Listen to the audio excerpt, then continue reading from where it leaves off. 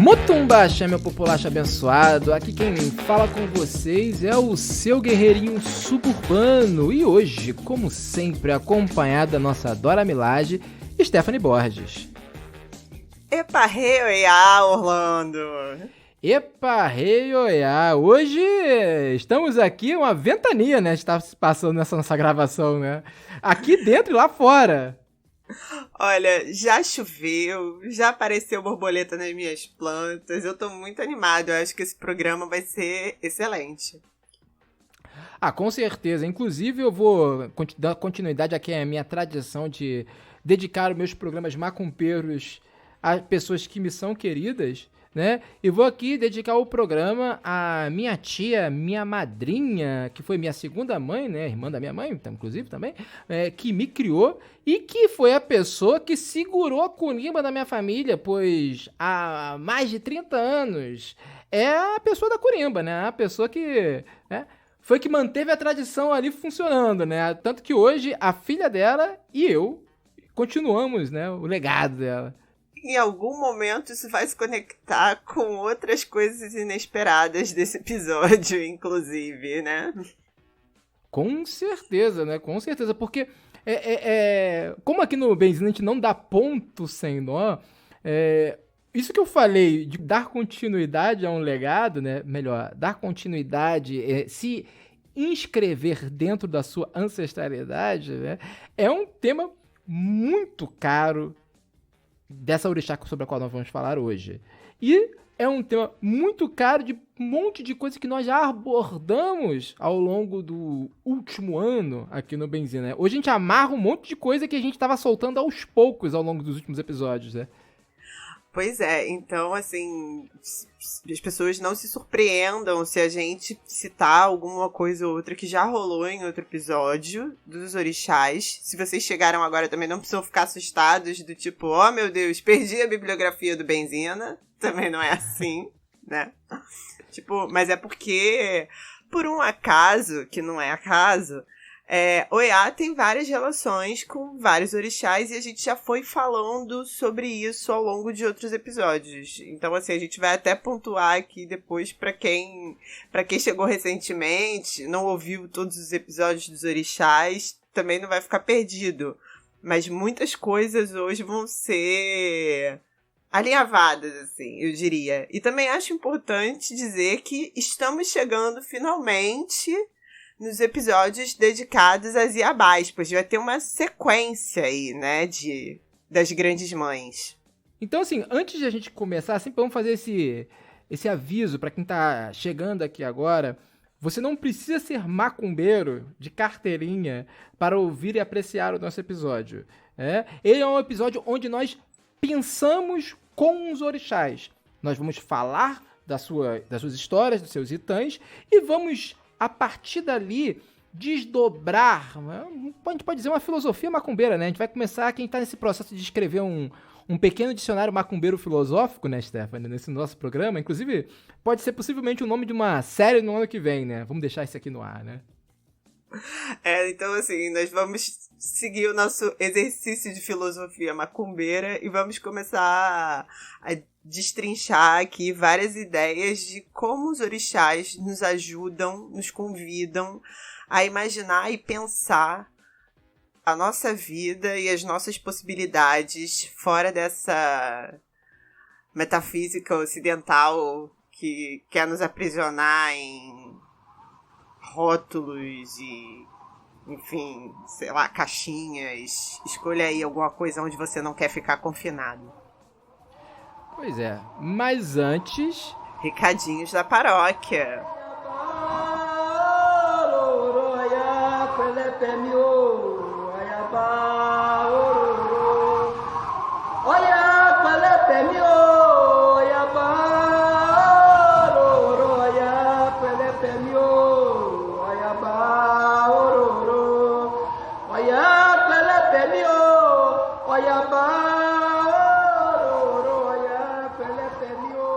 Dalmé.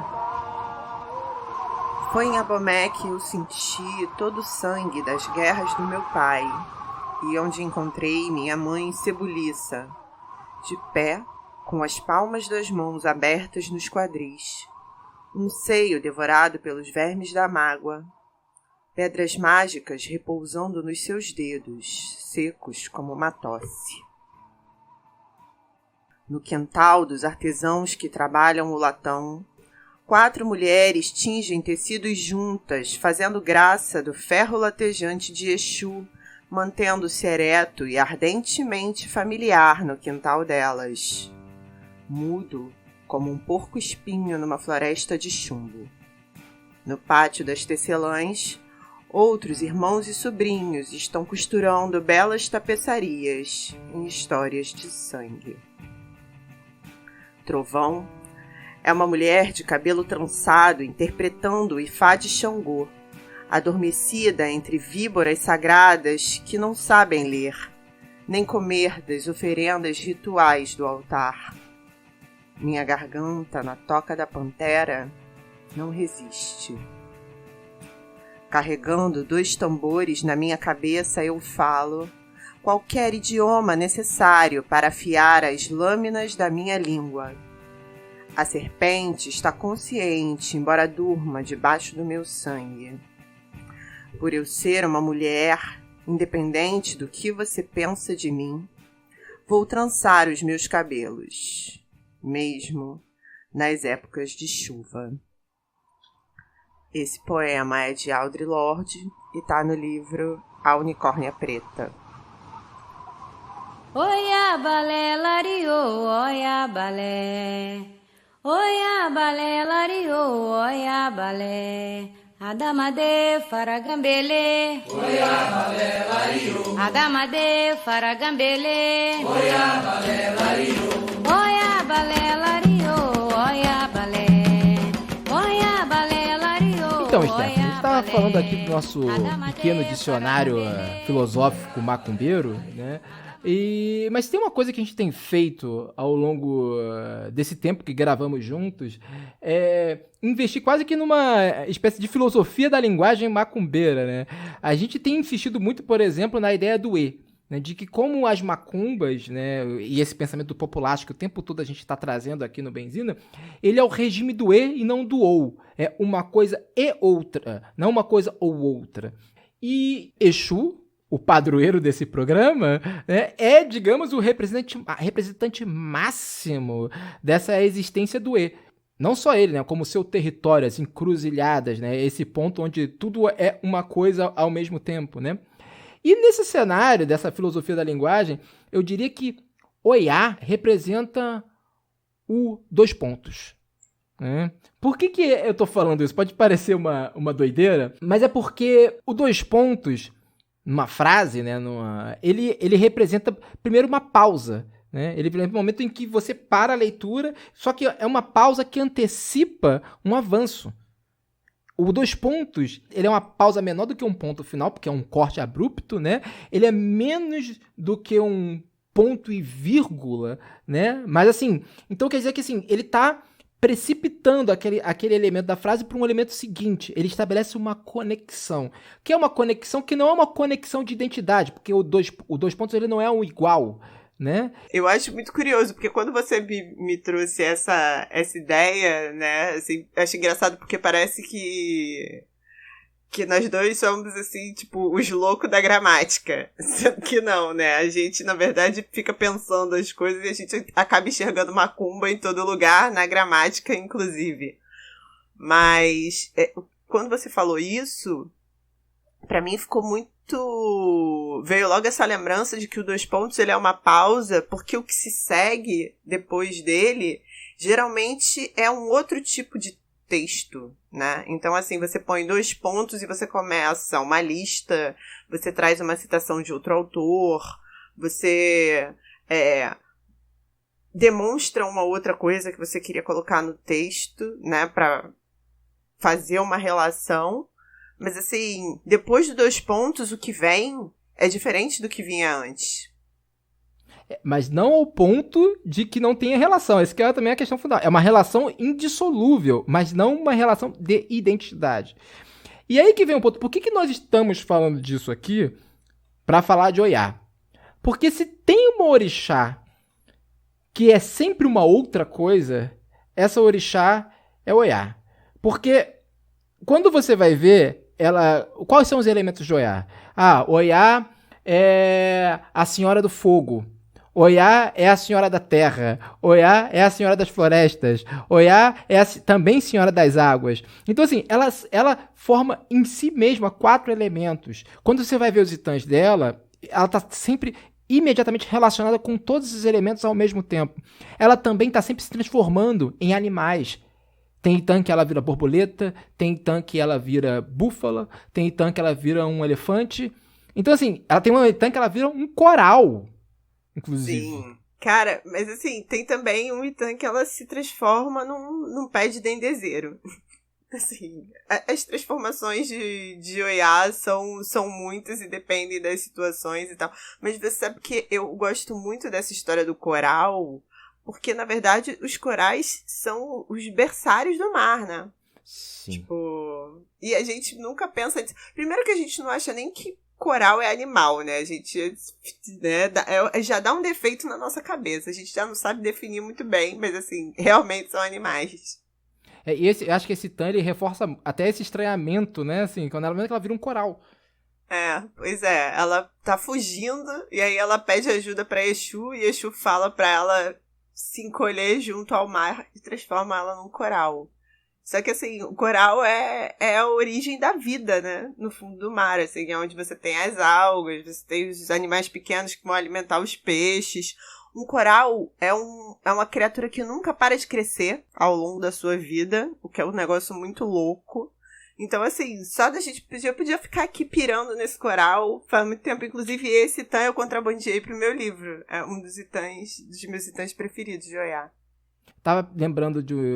a gente até lembrou disso, eu lembrei dessa cantiga, que é uma cantiga do candomblé, que veio porque você estava me falando uma coisa sobre Santa Bárbara, que a gente vai retomar daqui a pouco, mas é porque tem uma coisa que é muito interessante quando a gente vai falar das imagens, né? Porque quando a gente vai pensar nas cantigas, nos pontos de macumba, enfim, nas cantigas do candomblé, enfim, eu sempre tendo a pensar imagens, né? Eu vejo, escuto aquilo, eu imagino a imagem que aquilo forma, né, na minha cabeça. Não é só a musicalidade, eu gosto da imagem.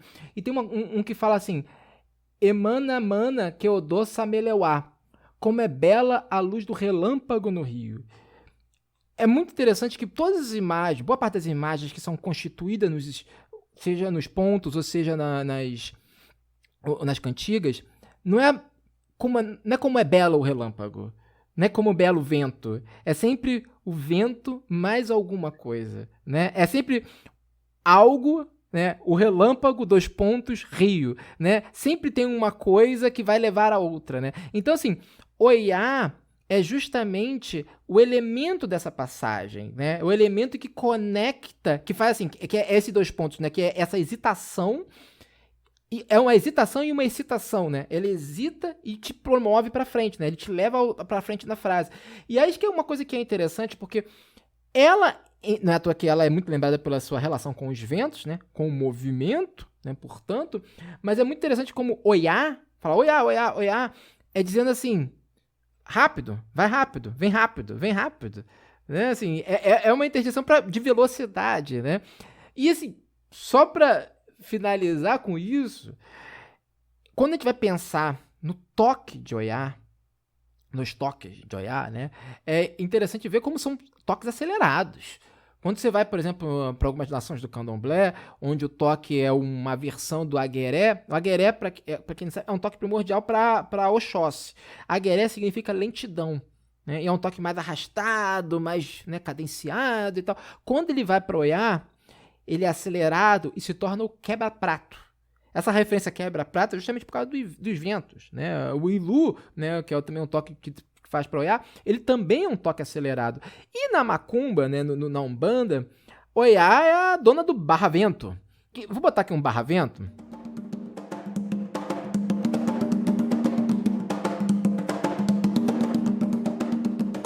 Quando vem um barra-vento no barracão, assim, não tem quem fique parado. É aquilo que é justamente gira, gira, gira pra espantar tudo, né? Meu pai, que barulho é esse que vem lá do bambuzal? Meu pai, que barulho é esse que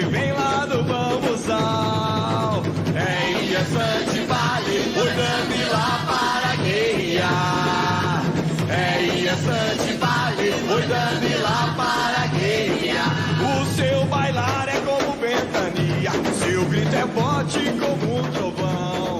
Saravá, Bela e Ançã, é só ego. Bom, vou começar então com o Itan aqui pra gente falar sobre essas muitas faces de Oiá e essa questão do movimento. Yansan ganha seus atributos de seus amantes. Yansan usava seus encantos para adquirir poder. Por isso, entregou-se a vários homens e deles recebeu sempre algum presente. Com Ogum, casou-se, teve 9 filhos e adquiriu o direito de usar a espada em defesa sua e dos demais. Com Oxaguian, adquiriu o direito de usar o escudo para proteger-se de seus inimigos. Com Exu, adquiriu os direitos de usar o poder do fogo e da magia para realizar os seus desejos e os de seus protegidos. Com Oxóssi, o saber da caça para suprir-se de carne e aos seus filhos.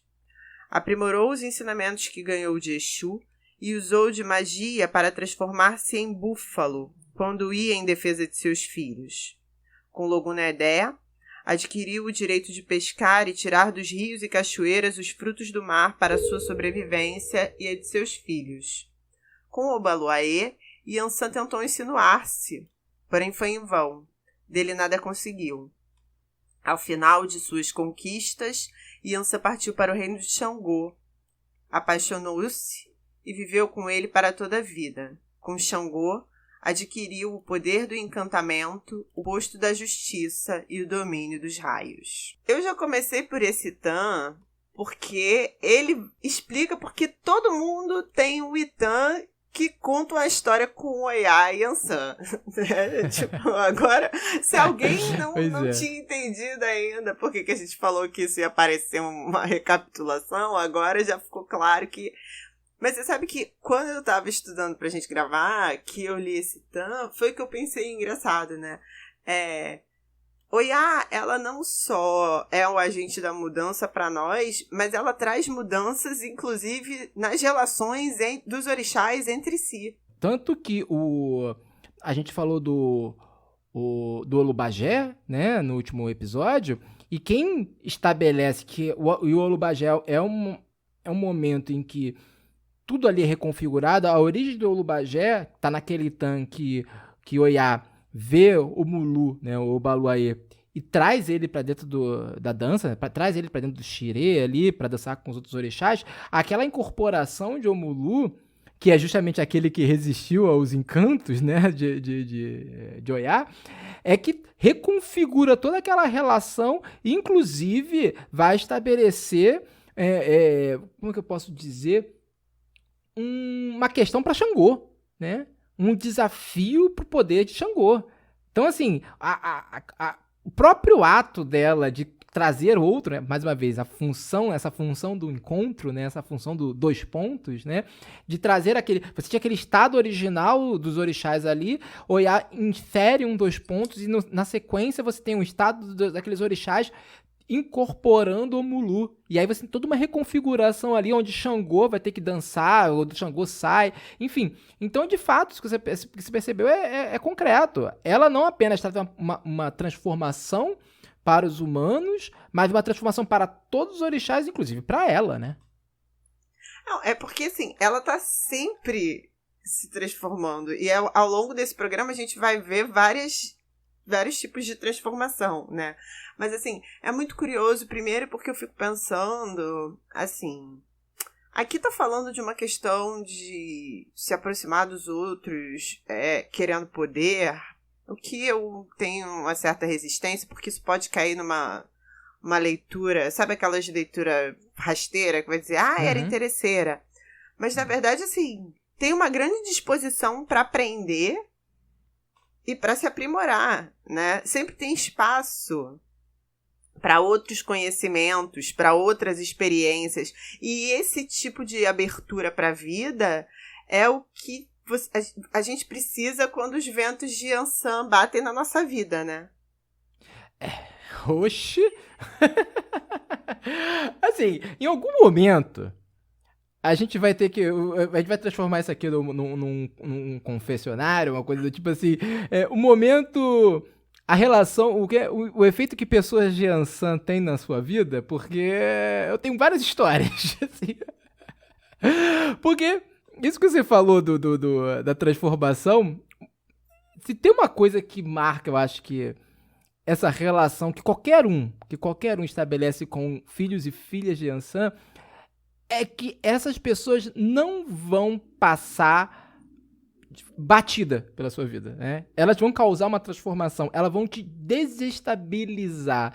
E assim, como eu sou um filho de Ogum com Oxum, dois orixás que tiveram questões ali com Yansan, inclusive questões sexual amorosas, porque tem o Itan aquele Itan, né, que ela e Oxum têm uma relação, né? Enfim, então digamos que eu tenha uma dupla queda nessa relação aí, um duplo problema com pessoas de Yansan, né? É aquela famosa relação que tu não sabe se a pessoa é um presente de Deus ou uma surra do santo, né? Assim, que você não sabe, mas tá ali e tá bem. De tédio ninguém morre. Então, definitivamente, né?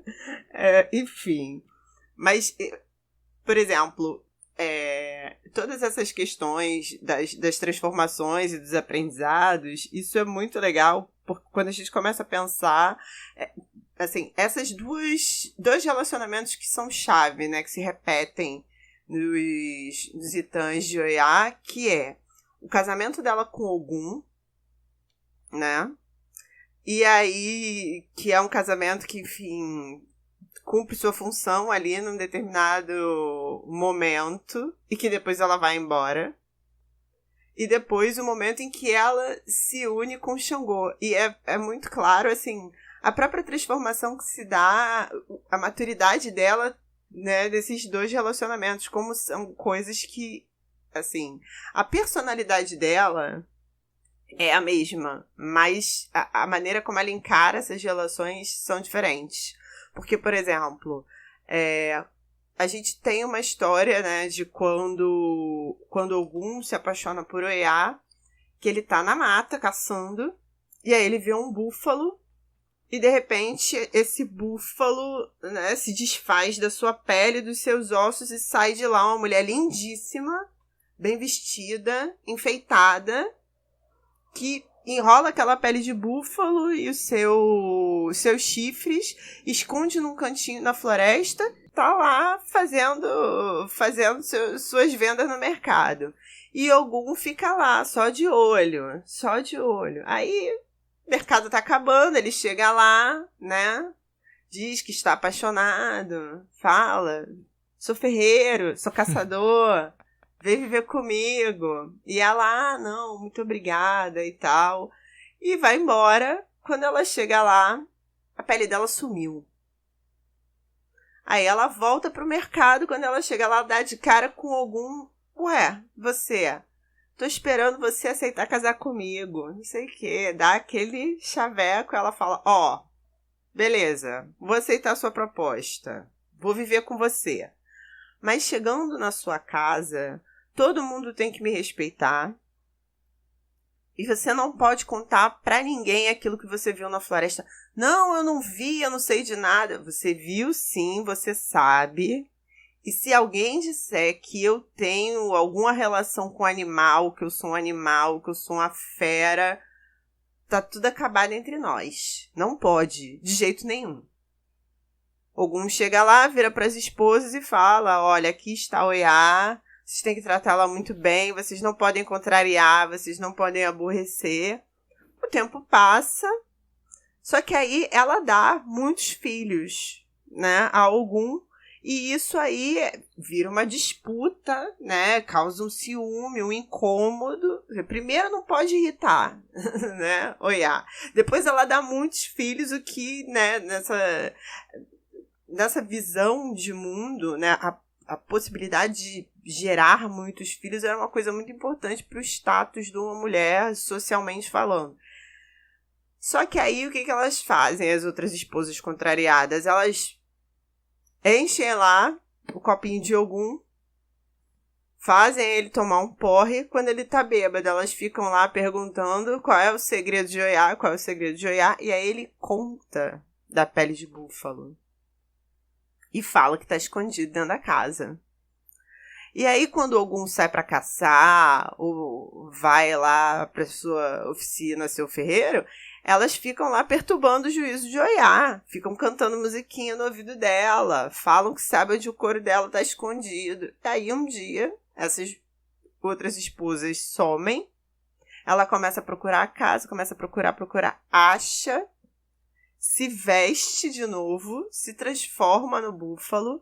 E quando essas mulheres chegam, ela pisoteia e mata todo mundo a chifrada. Só se dá conta do massacre que está acontecendo, porque os filhos se assustam.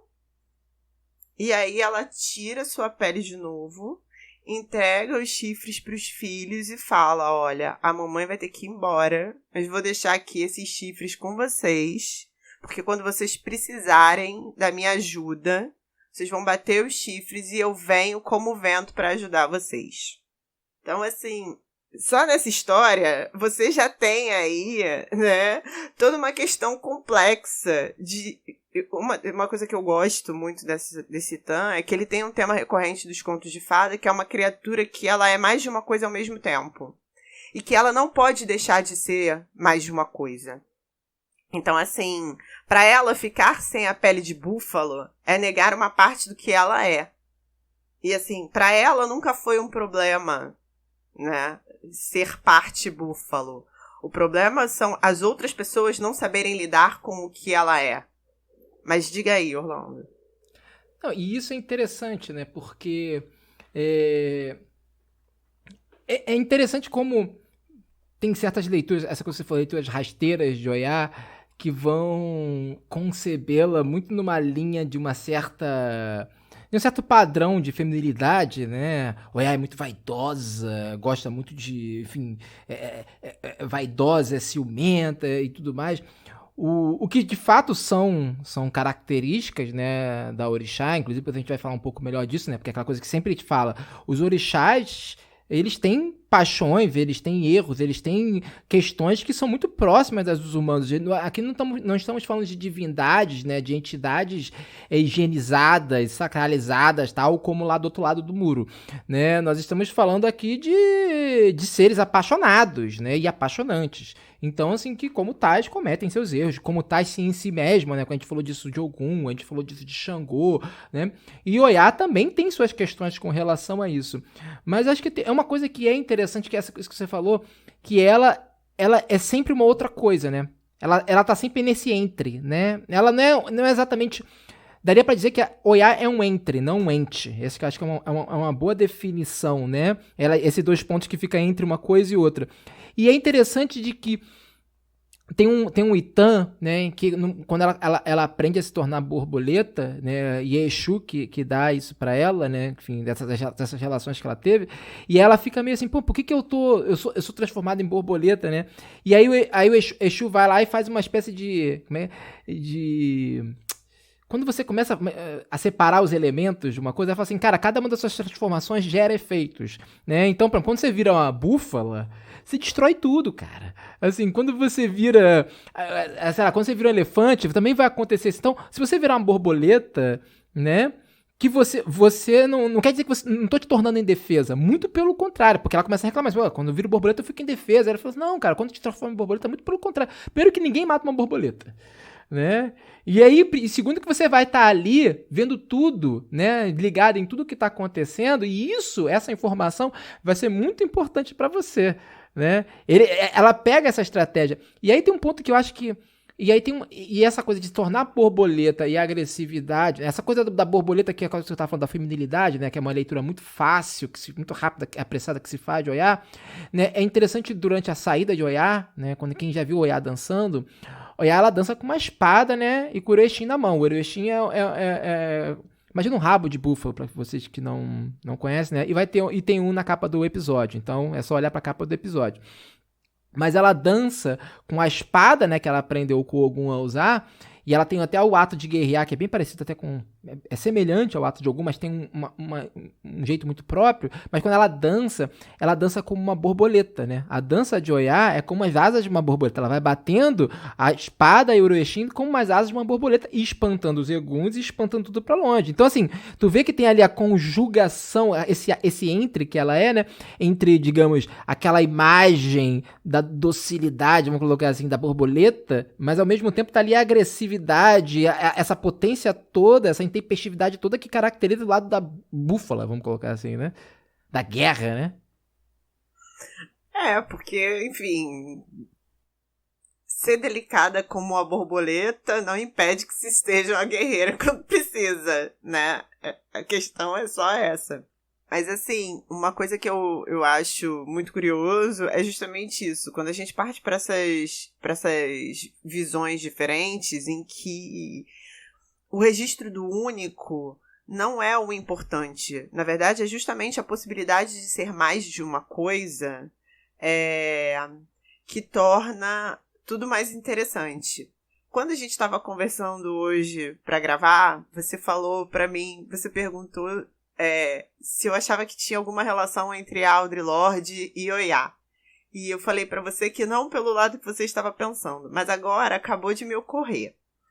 Audre Lorde, quando ela montou a sua teoria da autodefinição, que ela dizia que nós tínhamos que nos definir pelos nossos termos, porque se nós formos definidos pelos outros, isso sempre vai acontecer para benefício dos outros e para o nosso prejuízo.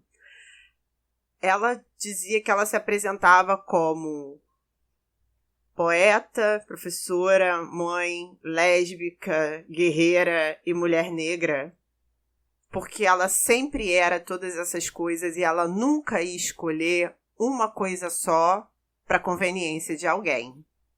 Então agora eu acabo de responder a sua pergunta. Era exatamente isso, né? Essa coisa de ser sempre uma outra coisa ao mesmo tempo, né? Era exatamente isso que eu tava lembrando, cara. Porque eu acho que esse que é um dos pontos de Oiá que é fundamental, né? Que é isso, ela, quando você vê o ato de Oiá, né? O ato é a dança do orixá, ele é todas as coisas ao mesmo tempo. Você tem cara, é até difícil de escrever, né? Porque quem já viu Oiá dançando num barracão, parece que ela tá flutuando, é de uma leveza, né? Tem uma irmã de santo minha, que a Oiá dela, que eu acho que é uma das mais bonitas que eu já vi, assim, que ela cobre, assim, a distância do barracão dançando numa velocidade que é uma coisa, assim, que ela parece que ela tá flutuando ali, assim, é uma coisa, assim, que é difícil de escrever, né? E então, assim, tem isso, né? Tem uma leveza que tá ali, é quase como se fosse um vento. Aí tem o ato gestual de uma borboleta. Mas quando tu olha para aquilo, para que toda aquela cena, tu vê que tem uma potência, uma agressividade ali, que aquilo ali a qualquer momento pode desencadear uma guerra, né? Que você, assim, você fica naquele... eu sei que eu estou aqui, talvez, falando enquanto um filho de Ogum e um filho de Oxum, né? Mas, assim, tem um fascínio ali que é justamente, você não sabe, você é incapaz, quem olha para aquilo é incapaz de decidir se está vendo uma coisa, sei lá, singela ou uma coisa agressiva, você não sabe se está vendo uma dança, uma guerra, você não sabe, você não sabe o que você está vendo, e é aquilo que fascina, né? Assim, é realmente muito impressionante. E eu acho que é curioso isso, porque você estava falando, ao mesmo tempo que tem uma certa sutileza, né? É uma batida rápida. Então a impressão que dá é que a qualquer momento aquilo pode se transformar num toque de guerra. Exato. A coromina deu a coromina deu a coromina deu a inhaçã. A coromina deu a olha balé. A coromina deu a olha bagã. A coromina deu a olha topé. A coromina deu a inhaçã. A coromina deu a olha meçã. Olha balé. Então, e aí uma coisa que é importante da gente pensar é que mesmo quando Oiá recobra seu poder, né? Enfim, a sua força do búfalo, né? Mata um monte de gente no acesso de raiva, né? Uma coisa meio vingança, enfim. Quando ela recobra seus sentidos e tal, ela faz diferente. Ela volta e ela abre mão de parte desse poder, mas para proteger os filhos.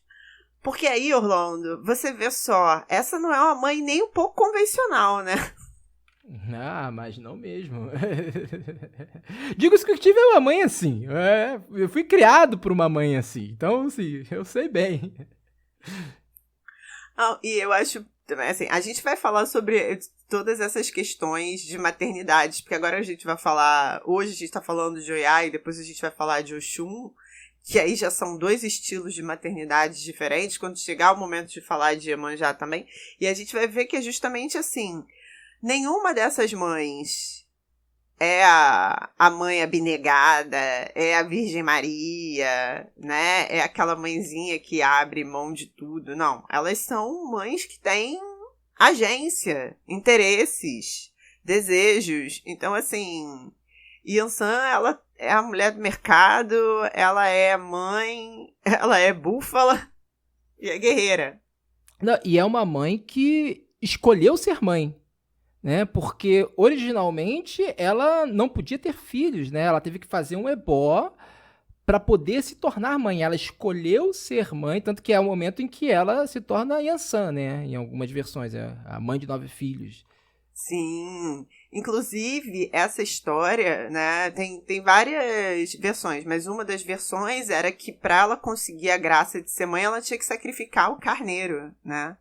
E aí ela sacrifica o carneiro e aí ela tem 9 filhos, né? E aí às vezes varia, às vezes esses filhos são com Ogum, às vezes esses filhos são com Xangô, mas enfim.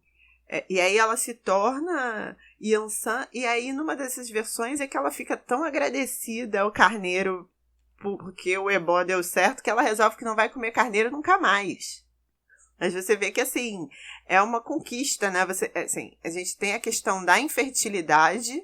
A infertilidade, no caso, no sentido de procriar. Porque quando a gente pensa, por exemplo, dentro aqui da nossa pira, em que a gente pensa fertilidade como criatividade, como potência de vida, a gente tem várias histórias em que, por exemplo, Ogum tá lá precisando fazer várias ferramentas para o Shagyan, por exemplo, e é ela que vai lá e sopra o vento para acender a chama da fornalha, né? Para manter a produção das ferramentas, das armas, que é para que possa acontecer a guerra. Então, assim, esse vento também é uma potência, também é uma força criativa, também é uma manifestação de fertilidade, mas não é a fertilidade reprodutiva.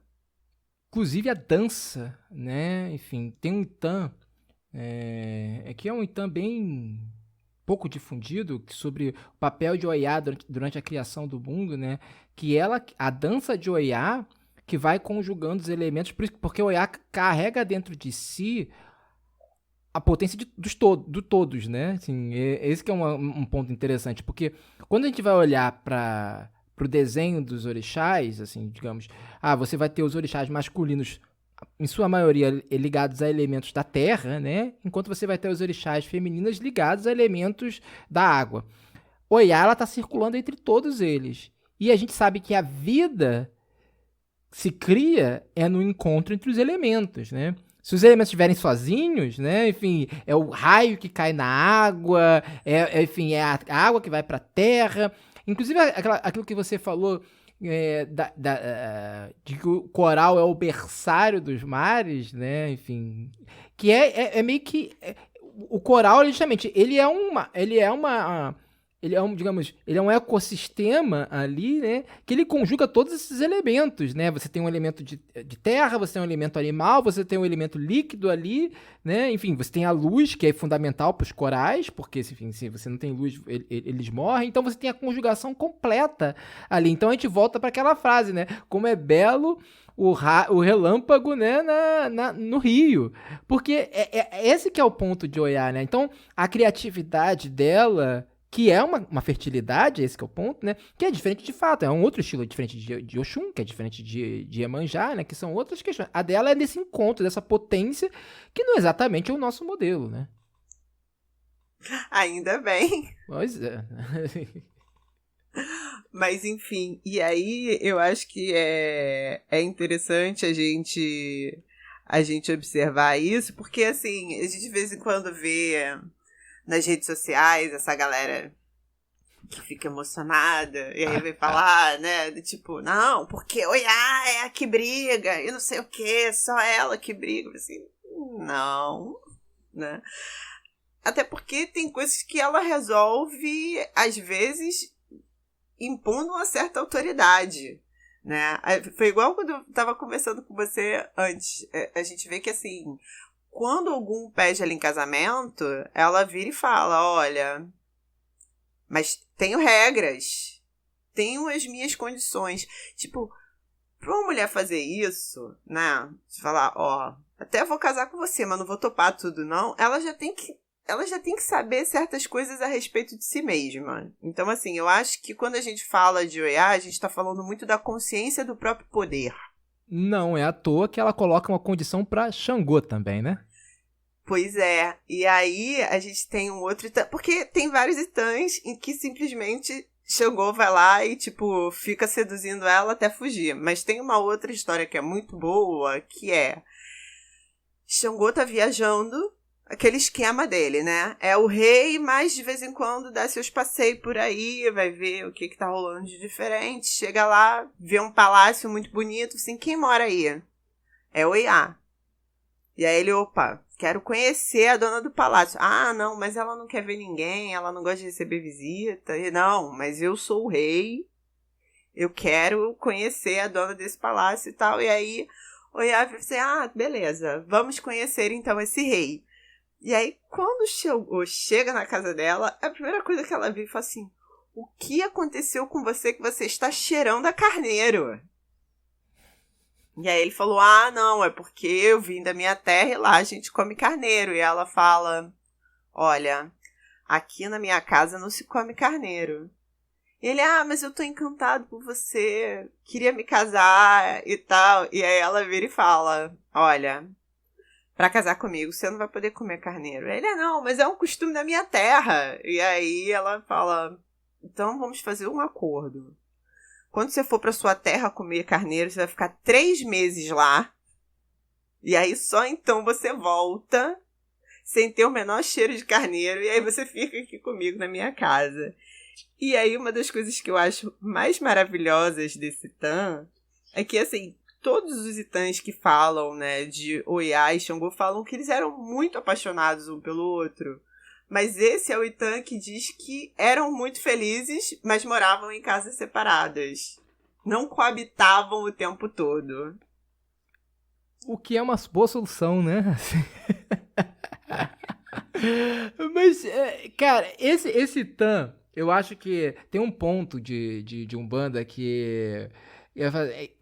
Yansan é uma moça bonita, mas ela é dona do seu jacutá, né? Que é isso, ela entra nas relações, seja elas quais forem, sabendo daquilo que ela é dona, daquilo que ela quer, e ela tem seus interesses. E aqui eu não estou dizendo interesse no sentido de interesses do tipo, ela é interesseira, que você falou, não é disso, interesse no sentido que ela porque de interesse, né? Tipo, de ela se interessa por aquilo que é do outro, dos seus amantes, ela tem desejo por eles, ela não tem... Ela não se deita com aqueles que ela não quer. Todos aqueles que ela deseja, ela consegue, né? E aí ela vai lá, faz parte do tesão dela, né? Aquilo que ela vai aprender com o outro, aquilo que ela vai trazer para si, a espada de Ogum, enfim, o fogo, a caça de Oxóssi. Mas e aí que esse que eu acho que é interessante, né? Porque ao mesmo tempo que você tem isso, que é uma figura que sabe o que quer, que vai lá porque sabe, eu sei o que eu quero, eu sou dona do meu jacutá, eu quero isso, sei lá o que, a minha condição para estar junto é essa, mas aí você vai ter uma série de outros Itãs no qual boa parte do poder de Xangô é cultivado por Oiá, né? É ela que vai conseguir o fogo pra ele, ela tanto que você tem a dança dela que ela vem dançando com o fogo, né? Com o prato, com fogo, né? Ela que traz o fogo de Orum pra Xangô, né? É ela que vai permitir que Xangô, que vai consultar o Ifá e vai fazer com que Xangô vença seus inimigos, né? Então, assim, não é uma... Como eu posso dizer? Ela, ao mesmo tempo, ela é essa... É isso que você colocou muito bem. Toda essa outra imagem de uma mulher não impede que ela seja uma mãe amorosa, que ela seja uma esposa amorosa, né? Porque não são conceitos que se opõem, né? Como a gente tende a colocar aqui, né? Tipo, nossa, não, se a mulher é assim, então ela não é uma boa esposa, ela não pode ser uma boa mãe. Não, muito pelo contrário. Inclusive, ela é a esposa que vai fazer com que Xangô vença seus inimigos, né? Pois é, porque aí você vê, né? O que se opera entre Xangô e Oiá é uma parceria. Exato. É claramente uma parceria. Você não tá vendo ali uma disputa de poder. Você tá vendo os dois se unirem para manter o que lhes interessa, ou para defender a justiça, ou para defender seu reino, ou para vencer uma guerra, entendeu? Não é uma disputa entre os dois, né? Porque, assim, o que a gente vê nos relacionamentos na nossa sociedade é que vira uma disputa de poder entre duas pessoas numa relação, né?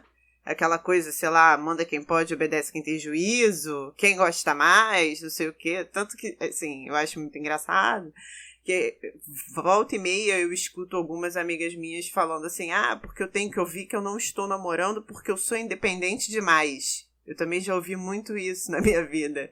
Sendo que, assim, cara, como assim? Sabe? Primeiro, o que seria independente demais? E segundo,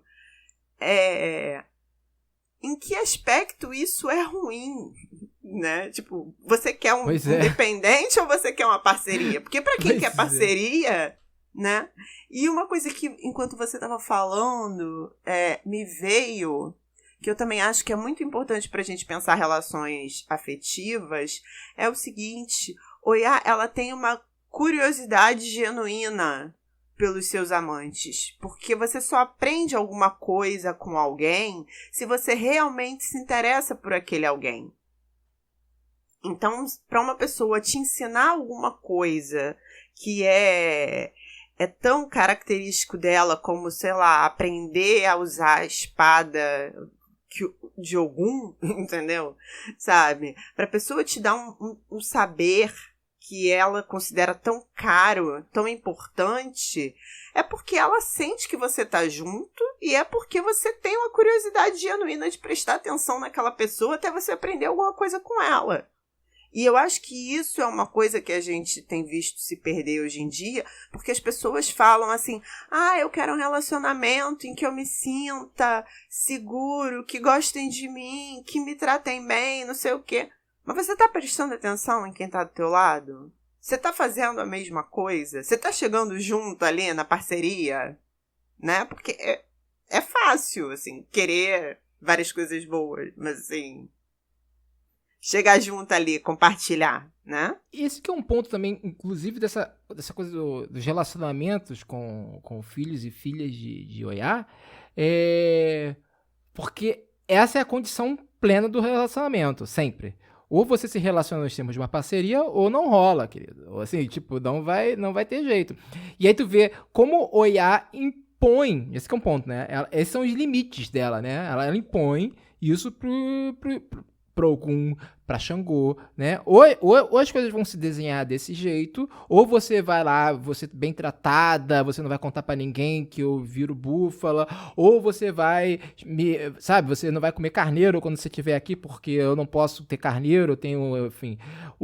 Então, assim, ela estabelece essa condição de parceria como a própria condição da relação, né? Por isso que é sempre tão desestabilizante, né? Porque toda vez que ela vai entrar numa relação, ela tem os termos dela. Ó, meus termos são esse aqui. Ou você se transforma para aceitá-los também, porque eu também vou me transformar com você, porque essa que é a questão. Não é uma coisa tipo, não é uma coisa tipo assim, ó, você vai ter que fazer tudo que eu quero e ponto, né? Você vai ser meu... Vamos fazer uma inversão uma simetria de poder aqui, vamos fazer uma inversão. Eu mando, você obedece. Não é isso, né? Assim, ó, eu tenho minhas condições, você vai ter que se transformar para aceitar minhas condições, porque eu também vou me transformar com as suas. E agora você coloca uma questão também que é muito importante, porque existem isso também. Existe gente que acha que relacionamento é oficina mecânica de lanternagem, né? Do tipo, vou namorar essa pessoa aqui, vou consertar ela. Não. Né? E não é assim. Tem uma frase da Clarice Lispector que eu gosto muito, numa carta que ela escreveu para as irmãs dela uma vez, que ela fala assim: a gente nunca sabe qual é o defeito que sustenta o edifício do nosso ser. E ela fala assim que ela foi mudando tanto ao longo do casamento dela que chegou um momento que ela percebeu que ela tinha passado pela transformação de deixar de ser um touro e virar um boi castrado. Ela estava advertindo as irmãs do tipo, olha, quando vocês se enfiarem num relacionamento, prestem atenção para isso não acontecer com vocês. Mas eu sempre carrego essa frase comigo, de você não sabe qual é o defeito que sustenta o edifício, porque tem isso, assim, existem coisas que a gente precisa mudar ao longo da nossa vida, sim. Né? Esse negócio de síndrome de Gabriela, eu nasci assim, você sempre assim, tipo, não, isso não leva ninguém a lugar nenhum. Mas é a gente que precisa entender quais são os defeitos que a gente precisa desapegar. Sim, nossa. Né? E esse tipo de aprendizado, isso demora, isso, né, vem com a idade, a gente passa uns perrengues, né, leva uns pés na bunda, chora, né, perde o desemprego, chora, mas também levanta e toca a vida. Mas aí você entra nesse processo do tipo, ok, eu não preciso ser tão apegado a essa determinada característica, porque isso aqui já começou a me fuder a vida, então, né, pode ir, leva aí, não quero mais não. Mas, e aí, retomando essa questão dos relacionamentos, e de você ter um interesse genuíno, e você ter uma parceria, eu acabei lembrando de que, no Itan, em que Oxum se encanta com Yansan, né, ela começa ali se aproximar de Yansan, e vai fazendo a corte, e fala que Yansan nem percebeu quando viu estava envolvida. E aí elas têm a relação, né? E aí, depois de um tempo, Oxum já começa a se interessar por outras pessoas. E aí Yansan fica furiosa. Aí fica furiosa num grau que, tipo, Oxum fica com medo, se esconde dentro do rio e fica escondidinha lá. Oxi. Pra espantar Oxum é porque o negócio era sério. Mas assim, além desse Itan ser maravilhoso, porque você está falando sobre duas mulheres poderosas se relacionando, né? Ouvintes lésbicas desse podcast agora muito felizes com esse momento, né? A gente está falando justamente dessa questão do interesse genuíno. No momento em que Yansan percebe que não existe mais, né, aquele interesse, aquela proximidade, aquela preocupação que fez com que ela entrasse naquele relacionamento, aí ela fica furiosa. Entra uma outra coisa que é muito associada com filhos de Yansan, né, que é o ciúme, né? Porque é aquilo que a gente estava falando sempre sobre todos os orixás. O orixá, ele é um problema, né? O Itan, ele é um problema. Ele não é só uma história para os filhos dos orixás, né? Nem só para os filhos dos orixás, porque todo mundo tem... né? As pessoas têm enredo, né? A palavra enredo, inclusive, é muito boa, muito sintomática, né? Porque, assim, você não só é filho de... eu sou filho de Ogum. Não, você tem enredo, você tem outros orixás que te influenciam, você tem questões com os outros orixás. Então, a gente está sempre aprendendo com os outros Itãs, né? Mas para os filhos em especial, né, aqueles que têm o orixá na cabeça, né, no Ori, os Itãs, eles estão sempre oferecendo problemas, no sentido assim, eu sempre falo disso, problema matemático é eu acho que é uma boa imagem para apresentar para as pessoas, né? Ainda que eu não acho que ela é tão precisa assim, mas ela é um enigma, vamos colocar também, é um enigma, né? Que você fica o tempo, ao longo da sua vida, se você fica pensando nele, te ajuda digamos, não entrar em certos caminhos, né? A gente falou no episódio de Ogum sobre filho de Ogum que vai embora, né? Que se ensimesma, fica em si mesmo, só quer saber, fica com raiva do mundo, né? Sei bem como é que é isso, mas assim, o Yansan tem essa questão dessa relação, dessa fúria que vem quando ela vê que o outro ou a outra, né, não se interessa mais por ela, né? Que aí vem a questão do ciúme, né? Como lidar com isso, como lidar com essa perda do interesse. Porque aí tem uma coisa que é importante, né? Que é uma coisa que o ciúme de Yansan não é um ciúme da posse monogâmica. É outra questão envolvida, né? É justamente desse desapego, né? Dessa coisa assim, você não tem mais interesse por mim, né? Eu acho isso, porque assim, se a gente pra ver, na verdade, quando ela casa com Ogum, ele já tem outras esposas, e quando ela casa com Xangô, ele já é casado com Obá e Oxum. Tanto que ela não é rainha, né? Ela é rainha num outro momento, quando ela, enfim... Mas ela nunca tá disputando... E é engraçado porque, por exemplo, a disputa entre chamar a atenção de Xangô se dá entre Oxum e Obá. Ela não tá nem aí pra essa história. Tipo... Ela não tem a menor dúvida de que ela é a preferida. Eu ia falar isso. Eu falei isso assim, ela sabe, assim, ela... Goma, mãe, mas assim, eu tô falando, mas enfim... Não, e isso que você tava falando dos itãs, eu acho que também é importante, porque os itãs servem pra gente observar com atenção justamente isso, são muitas possibilidades de interpretar um itã. Por isso que às vezes a gente traz aqui 3, 4 e fica pirando aqui o episódio inteiro, porque...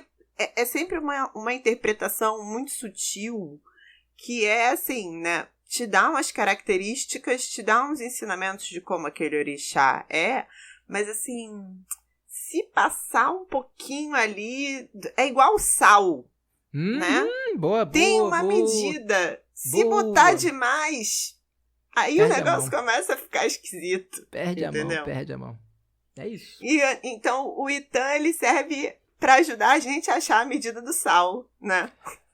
Perfeito, Stephanie. E é interessante isso, porque se conecta com o tema que você começou puxando sobre maternidade. Porque o tipo de maternidade que o Oiá promove, né, nos itãs dela, e enfim, eu digo isso até por uma experiência de ter sido criado por uma filha de Oiá, né? É um tipo de maternidade diferente da maternidade de Iemanjá. Muito diferente, porque a maternidade de Oiá basicamente deixa os filhos livres, ela os protege, mas o caminho é deles, né? Os filhos estão livres para traçar seus próprios caminhos, cometer seus próprios erros, isso é uma coisa também fundamental, né? A pedagogia de Oiá é deixar seus filhos e filhas aprenderem com seus erros, né? Dar de cara na cara do muro, mas ela vai estar lá, ela consola, ela protege, ela deu, né, os chifres de búfala lá para os filhos chamarem ela quando precisarem, mas o caminho é deles. Não é como a gente vai ver quando a gente falar de Iemanjá, que já tem uma questão mais de controle, já tem uma questão mais de, olha, pra onde que você vai? Como é que vai estar fazendo isso? Não é bem assim não, entendeu? Tipo, Oiá já é outro tipo de maternidade, que aí mais é aquela que a gente tá falando, são vários modelos de maternidade, né? Não é um só, ser mãe é. Não, ser mãe não é, ser mãe é estar fazendo isso, então tá funcionando, essas crianças estão bem, então, né? Tá todo mundo saudável, né? Vamos lá. Tá só com um arranhado, com uns pontozinhos, mas tá tudo feliz, cara. Tá todo mundo feliz.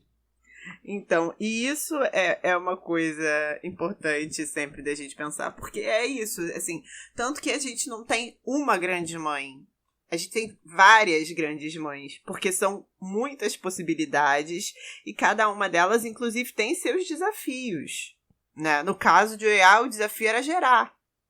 Que não é um desafio para Oxum. Aliás, se a gente parar para pensar, Oiá e Oxum, elas costumam ter essa relação não só por Xangô, e não só pelo relacionamento afetivo que elas têm, mas a gente, por exemplo, falou sobre isso no episódio dos Ibejis, né? Tem alguns Itãs que quem tem os gêmeos é Yansan, mas quem cria é Oxum. Porque o Oxum já tá ali numa outra questão da maternidade mesmo, de cuidar das grávidas, das crianças pequenas. Tem um Itã, por exemplo, que fala que tem a filha de um rei que se afogou no rio, né? E aí, meses depois, aparece o neném na beira do rio. E esse neném na beira do rio é o Oiá. E aí o rei pega e leva pro palácio e alguém vira e fala, olha, esse neném é do rio. Acho melhor você não pegar ele. E aí o rei vai lá e agradece, né? Porque ele entende que é a filha da filha dele que se afogou, mas devolve. Então, assim, tem essa relação entre as duas que parece que tem uma certa complementariedade, assim, né? Enquanto uma tá muito ligada justamente a essa coisa do gerar que é corporal, né? E a outra já tá num... Por exemplo, eu acho que tem uma coisa aí que uma pode aprender com a outra.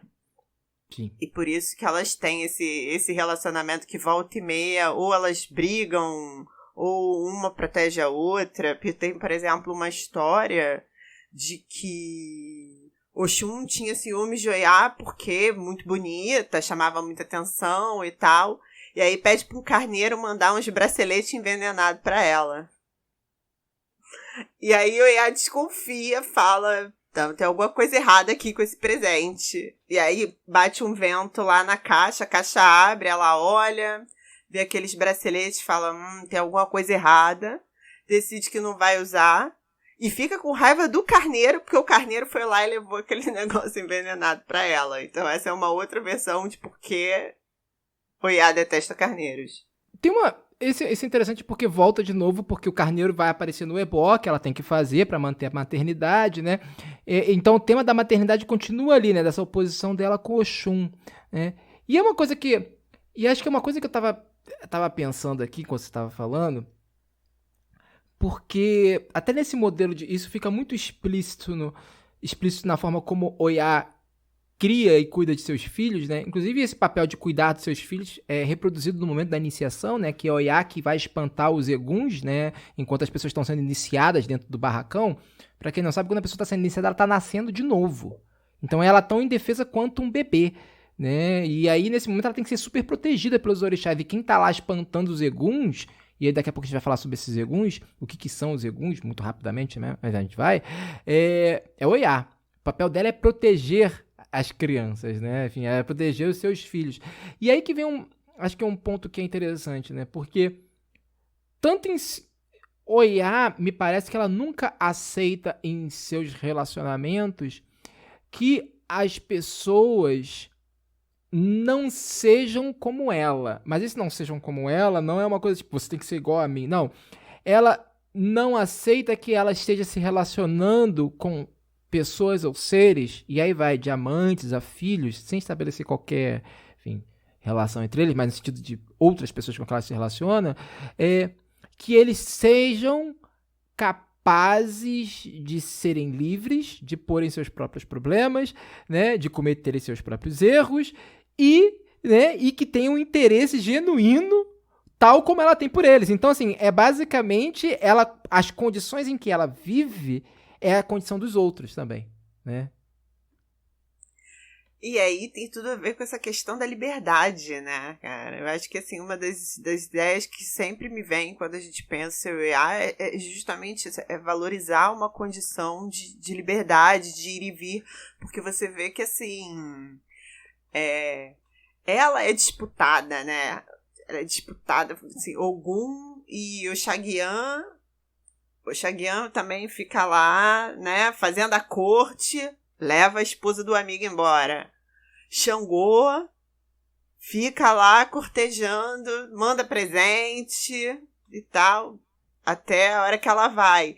Ela não tem muitas amarras, assim, né? Ela simplesmente chega um momento em que ela olha e fala, esse relacionamento aqui não tá funcionando, vou embora. Inclusive, isso é um ponto que é fundamental e de que a gente fala daquela música do Zeca, né, do Quando a Gira Girou, né, que é uma música sobre a recuperação, né, assim, é um momento em que, porque os ventos de Oiá é isso, né, quando os ventos de Oiá passam, a sua vida vira do avesso, né, e tudo recomeça, é necessário recomeçar, né, então assim, é ela que vai te ensinar a recomeçar. Porque geralmente é isso. Existem certas... Os itãs dela deixam isso muito claro, né? Existem relações que têm um tempo, né? Até dentro de determinadas conjunturas, as relações elas não podem perdurar por muito tempo, do contrário, elas vão começar a ensimesmar as pessoas, prender as pessoas. Aquilo que você falou, né? Eu entrei como um... Como é que é? Entrou que nem um touro e saiu que nem um boi. Castrado, né? Enfim, então, para impedir que isso aconteça, ela parte. Né? Ela fala assim, olha, então tá tudo...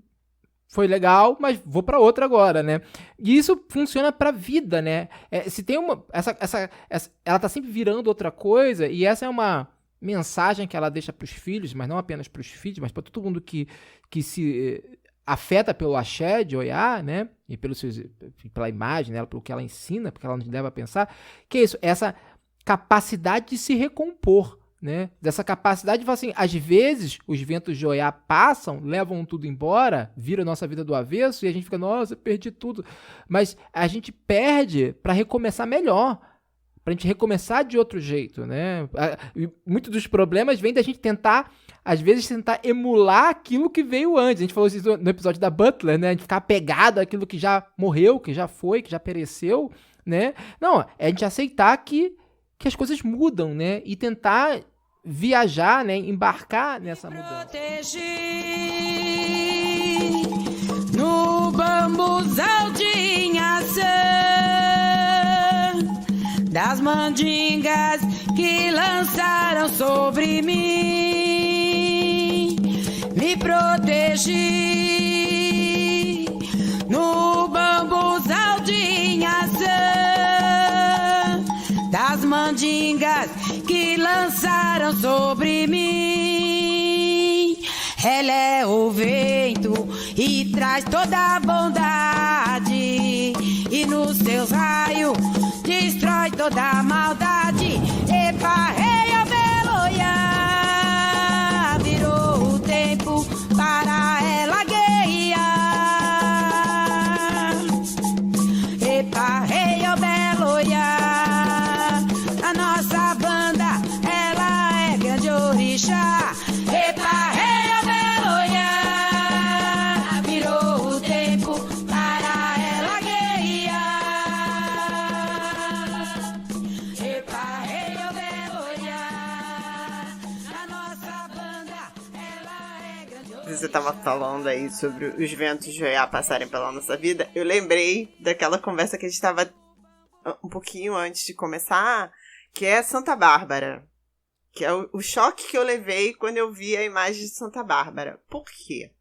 Santa Bárbara está lá com seu vestidinho laranja, né? Mesmo Sua capinha azul, segurando a taça numa mão, segurando a espada na outra. E atrás dela você tem um castelo medieval, você tem nuvens escuras se armando e você tem uma torre, né, que é atingida por um raio.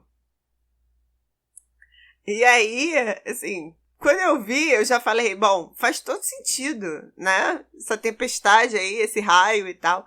Só que, assim, quem me acompanha no Twitter, eu acho que já sabe, né? Que eu estudo tarô. E aí eu começo a enxergar referências de tarô em tudo quanto é canto. E aí, agora que a pessoa é macumbeira e estuda tarô, a pessoa começa a enxergar várias conexões. Porque qual é o lance?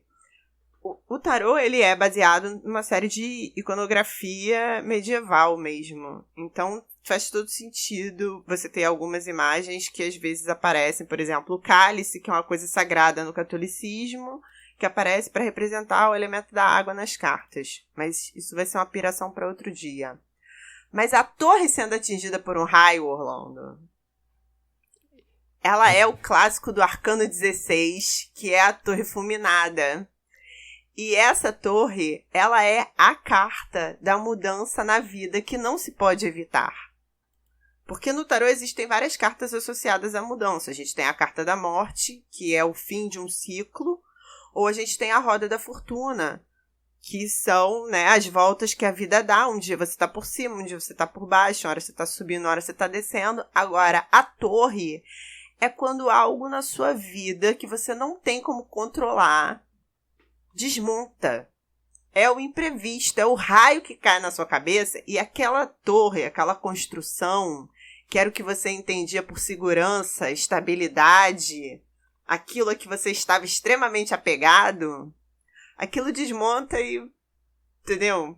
Vai tudo pro chão. E é bem isso que fica bem atrás da imagem de Santa Bárbara. Ai, nunca foi sorte, né? Então, assim, não surpreende nem um pouco que as pessoas tenham olhado Santa Bárbara e ter falado, epa, rei, oiá.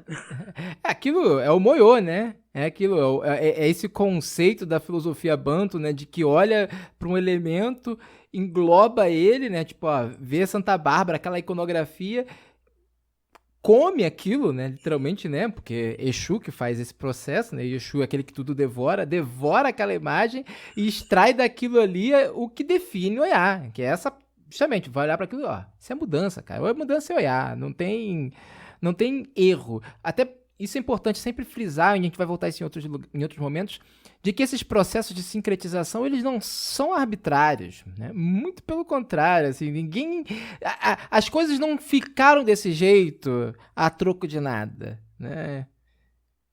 Mas agora, depois que falamos desta transformação, nós vamos falar sobre, tipo, transformações um pouco mais radicais, eu diria.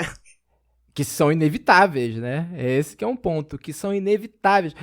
Porque esse é um ponto que eu acho que aí a gente começa a romper bem, assim, começa a romper bem as barreiras da metafísica ocidental, é porque quando a gente está falando de vida e morte nas religiões de matriz africana, a gente não está falando exatamente das mesmas coisas que a gente está falando de vida e morte na metafísica ocidental.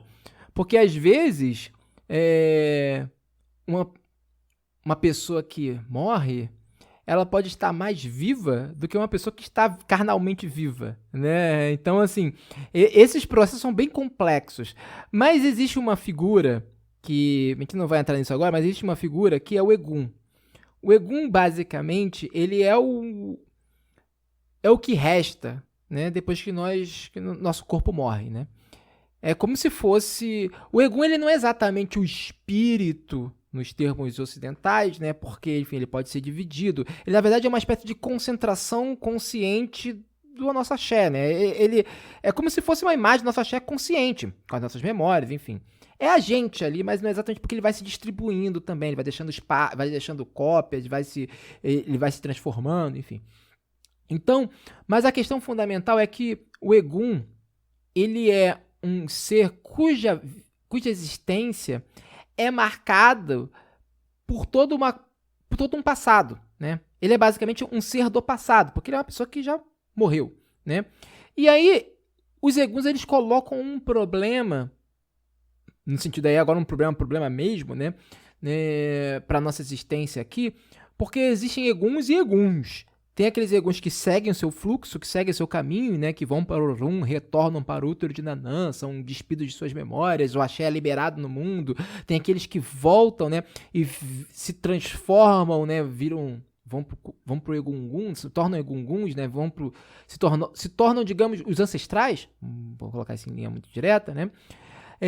Mas existem aqueles que ficam aqui, né? E que tiveram uma existência dolorosa, que estão apegados à própria... Aquela coisa, estão apegados à dor e apegados ao saudosismo da vida que não podem ter mais, né? Então, Yansan, Oiá, reina sobre eles. O Eruexim que ela carrega consigo espanta esses seres e afugenta esses seres comprometidos com a memória de dor, né? Mas não só eles, mas enfim, mas espanta sobretudo eles dos seus filhos, né? Do caminho de seus filhos.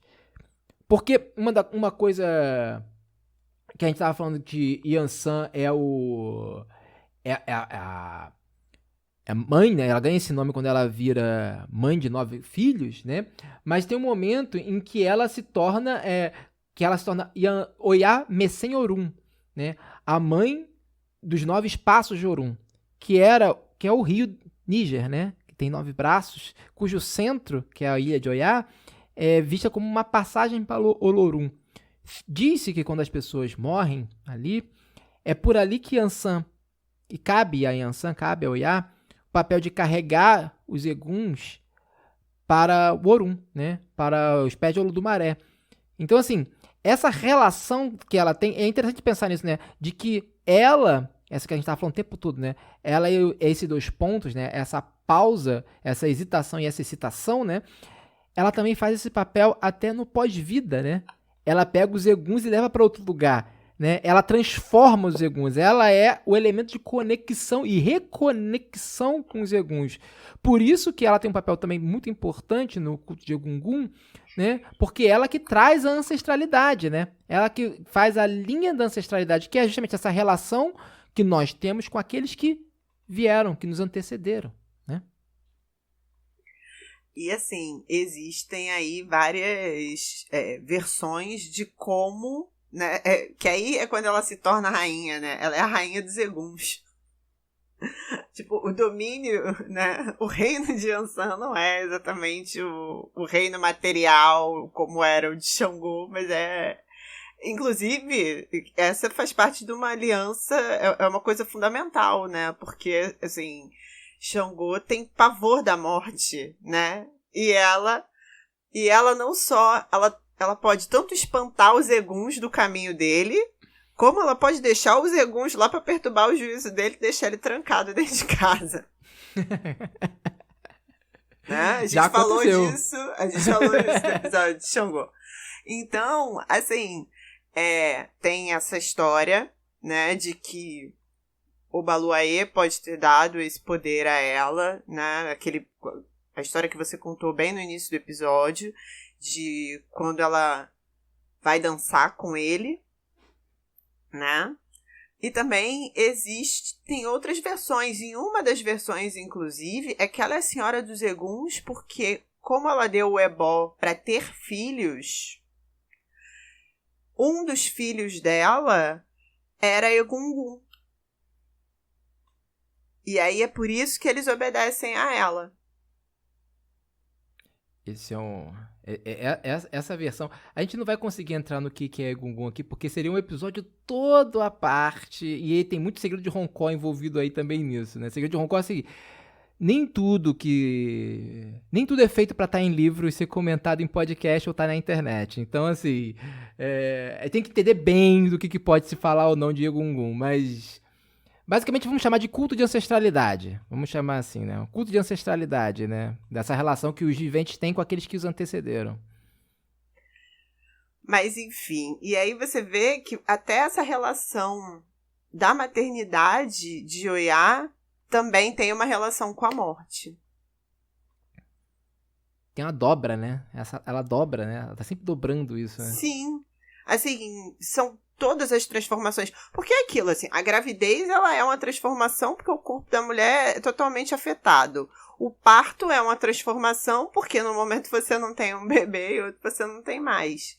E ainda assim, o parto é uma situação extremamente delicada em que o corpo é colocado no limite.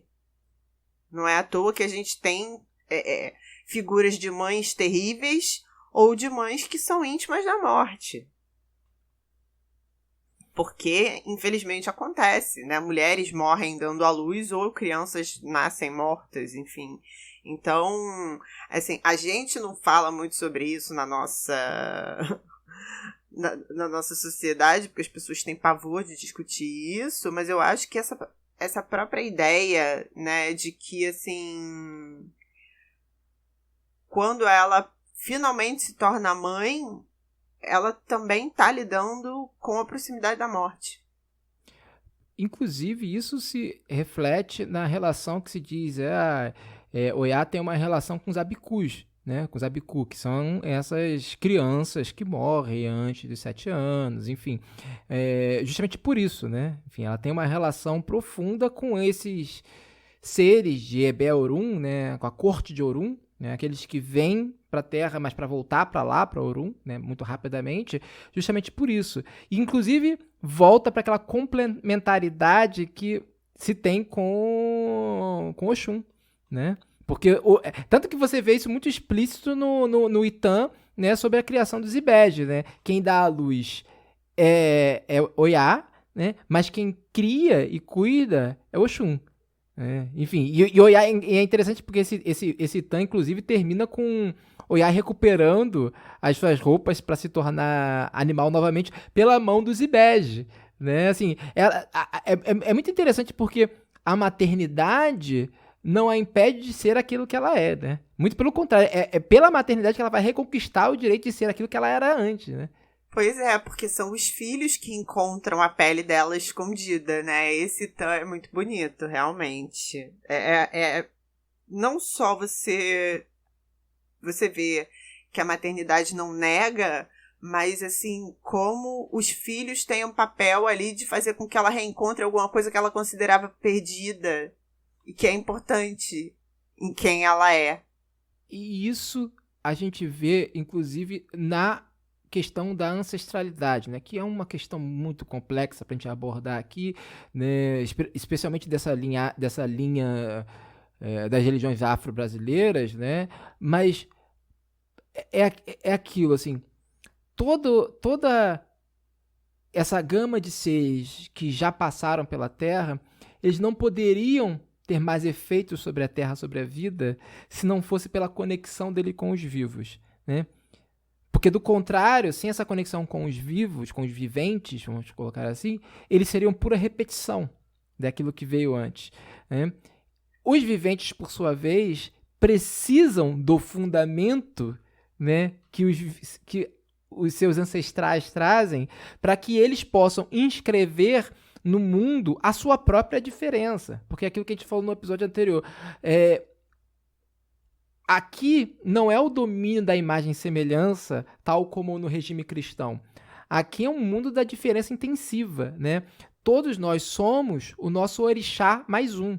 E esse mais um não é sou maior que meu orixá, não, mais um no sentido só de uma adição simples, né? Eu sou constituído, né, no meu axé do meu orixá, mais as minhas particularidades, né? Então, assim, a ancestralidade é isso. A ancestralidade, e os orixás fazem parte da ancestralidade, são eles que garantem que a gente continue escrevendo o nosso caminho pelo mundo. Só que o nosso caminho é nosso, né? É o caminho de cada um. E talvez Yansan seja a orixá que mais...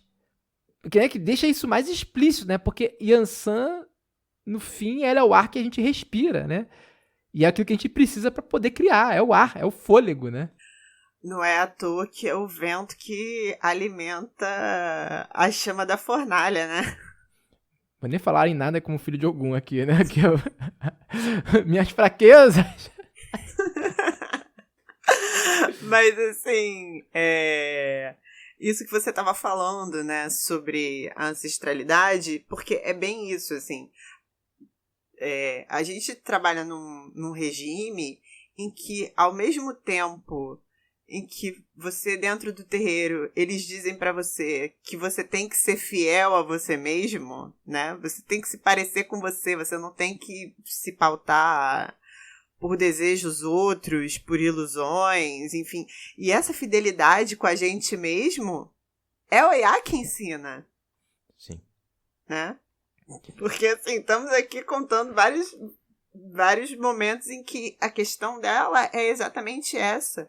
É poder ser tudo que ela é, ao mesmo tempo, sem conflitos. Pra gente aprender isso também. E é justamente aí que a gente entende qual é o nosso caminho, né? O que a gente carrega, o que a gente traz, mas a gente também descobre o que é nosso a ponto de ser essa diferença que a gente vai produzir. Né? Quais são as particularidades que a gente vai cuidar? Qual é o defeito que sustenta o nosso prédio, Orlando? Exatamente isso, exatamente. E eu só gostaria de acrescentar aí que esse ser fiel a si mesmo, ele não cai nesse individualismo possessivo do mundo ocidental. Muito pelo contrário, porque é isso, a gente só vai ser fiel a nós mesmos, é também ser fiel naquilo que nos constitui, nas nossas partículas, né? Até porque a boa vida, e aí não é à toa que Oiá vai aparecer no Axexé, né, que é o ritual funerário, por isso, é você ser capaz de concluir todo o ciclo. E concluir todo o ciclo quer dizer que nós existimos para aqueles que vão vir depois de nós. Né? Porque você também, né, Stephanie, a gente, enquanto pessoas que são afetadas pelo pensamento das religiões de matriz africana, eu não me iniciei, eu não sigo o meu caminho pensando só em mim. Eu quero ser assim, forte. Mas eu também penso em como é que eu vou cuidar, como é que eu vou passar adiante aquilo que eu aprendo, aquilo que eu vou coletando, catando folha, para usar uma metáfora, inclusive, do candomblé, né? Catando folha por aí, né? E quando eu digo que eu vou passar para os outros adiante, não é só em vida, né? Porque se eu fizer tudo direitinho, né? Eu vou continuar ajudando as pessoas depois, né? E esse que é o objetivo, né? Assim, é um exercício radical de ser todo é ser parte, né? Que nunca vai cessar, né? Se tudo der certo, nunca cessa, né? Sim. Então, assim, é muito curioso isso, porque ao mesmo tempo que a gente está falando de uma morte que não é o final, a gente está falando da morte que é a transformação inevitável, né? É o 2 pontos, né? É o 2 pontos, né? E é o que abre a gente pro outro. O que vem depois é radicalmente diferente. É isso.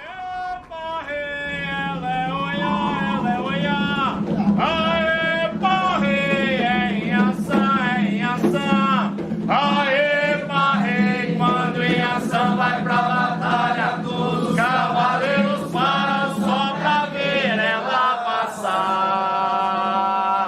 Olha que o céu clareou, quando o dia raiou, quando veio pensar. A mãe do tempo mandou, a nova era chegou, agora vamos cantar. No mar da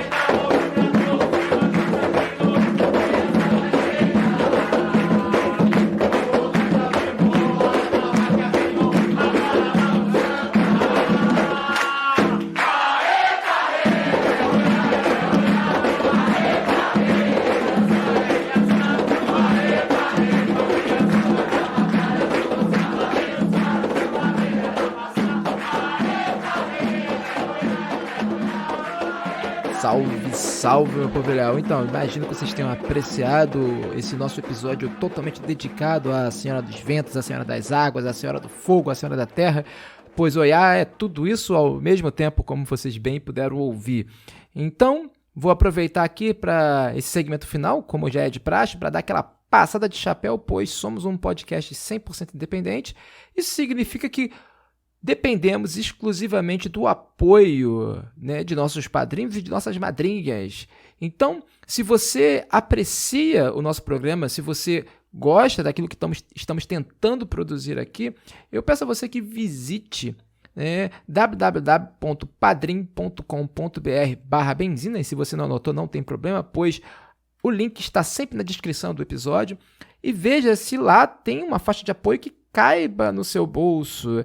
Lembrando que você não apenas apoia a produção de conteúdo independente, né, como também recebe algo por isso. A primeira dessas recompensas, a mais imediata, é justamente participar do nosso Mocó, né, no nosso grupo de apoiadores lá do Telegram, onde trocamos dicas, enfim, batemos papo sobre os programas, mas também já estamos preparando o primeiro número do nosso, como a gente pode chamar, nosso Itan Ilustrado, né? Os nossos apoiadores, nossas apoiadoras vão receber agora um Itã, né, de Exu, totalmente ilustrado pelo Fel Coutinho, né, que é o nosso capista oficial do programa.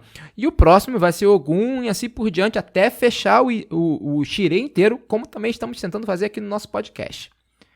E se você não tem um dinheiro sobrando, porque a gente sabe não tá fácil para ninguém, peço para você que encarecidamente compartilhe, fale do nosso episódio para seus amigos, curta nossas publicações nas redes sociais, porque pode não parecer, mas isso faz uma diferença danada no fim do mês pra gente.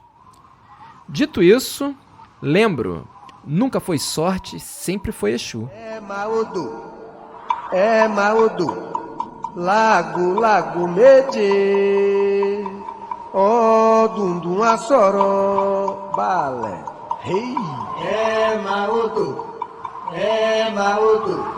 lago mede, ó dundum assoró, balé, rei. É Maodo, lago mede, ó dundum assoró, balé, rei. É Maodo, lago mede, ó